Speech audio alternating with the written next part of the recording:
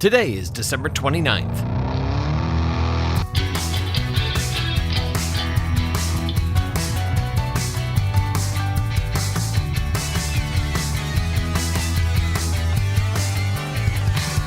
It's the 364th day of the year, and this is the On This Day podcast. LaGuardia Airport in New York City is full of holiday travelers on this day in 1975. Some returning home from Christmas out of town, and others arriving in advance of New Year's Eve festivities. In the TWA terminal, the first of the evening's flights has arrived. Passengers have collected their bags and are waiting outside for rides, limos, and the airport shuttle.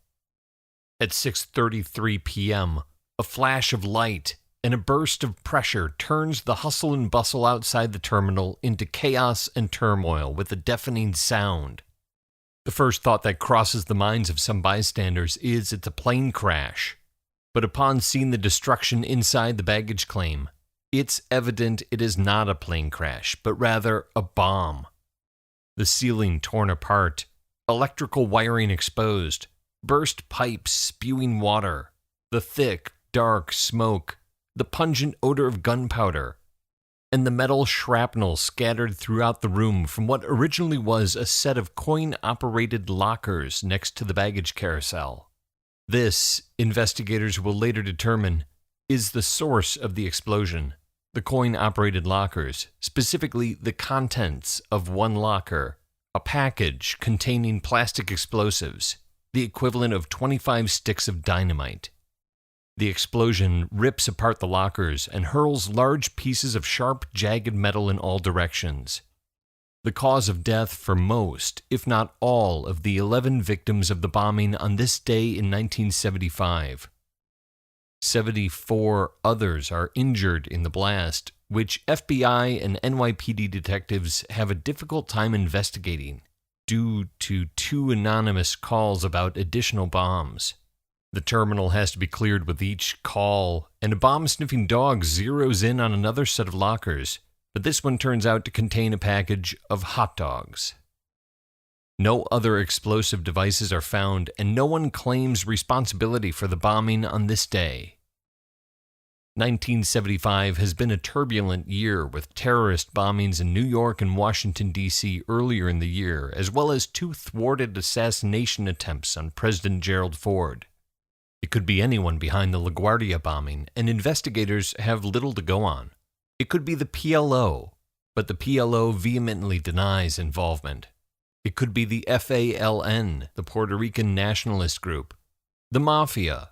It could be the Jewish Defense League, or Yugoslavian secret agents in a plot to set up Croatian nationalists for a fall.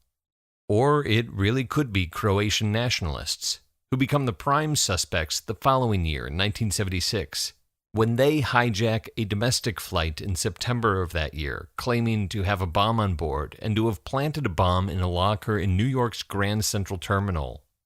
The device is found at Grand Central and taken to a nearby firing range for diffusion. It explodes while police attempt to dismantle it, killing 1 police officer. But the Croatian nationalists deny any involvement in the bombing of LaGuardia Airport on this day in 1975, and no evidence is found to tie them to it. To this day, the LaGuardia bombing has yet to be solved. Born on this day in 1936, producer and actress Mary Tyler Moore. Moore is born in Brooklyn. As a teen, she decides she wants to be a dancer, and lands a gig as Happy Hot Point, the dancing elf in TV commercials for Hot Point appliances. She does a number of guest spots and bit parts on a slew of TV shows in the late 1950s before landing a role on The Dick Van Dyke Show in 1961. As Van Dyke's on-screen wife, Lori Petrie, Mary Tyler Moore becomes a household name. In 1962, Moore marries NBC executive Grant Tinker. After The Dick Van Dyke Show runs its course in 1966, Moore goes back to guest spots until 1969, when she and husband Tinker form MTM Enterprises and begin producing their own shows, including The Mary Tyler Moore Show, a workplace comedy set inside a Minneapolis TV station that goes on the air in 1970. The show that features Moore as Mary Richards, jubilantly flinging her hat in the air in the opening credits of every episode, is a cultural phenomenon that addresses the changing attitudes about women in the workplace. The MTM logo rolls at the end of every episode, featuring Moore's cat Mimsy, meowing sweetly in an homage to MGM's Roaring Lion. In its run, The Mary Tyler Moore Show wins a record 29 Emmy Awards, a record not broken until Frasier wins its 30th Emmy in 2002. Though Moore will later say naming their production company after her was similar to naming a boat after a spouse, she is certainly due some measure of credit for the success of the shows produced by MTM that shaped the TV landscape in the 1970s and 80s. The Bob Newhart Show, WKRP in Cincinnati, Taxi, Cheers, St. Elsewhere, and Hill Street Blues. Mary Tyler Moore, born on this day in 1936, works steadily ever since then on TV, in film, and on the stage. And in the process, she collects a number of accolades as an actress and a producer. 6 Emmy Awards, 2 Tony Awards, and 3 Golden Globes.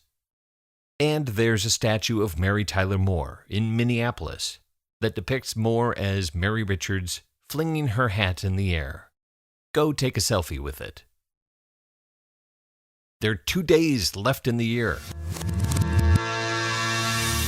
On This Day is produced by me, Dave Schultz. Thank you very much for listening.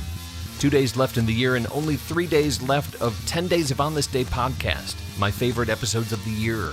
October was a month full of great stories, and this one was one of my absolute favorites to put together. It was fascinating to research, and I just love the way it all came together. October 20th's harrowing tale of Leonard Skinnard. So if you're still listening, oh, Mr. Grant, talk to you tomorrow.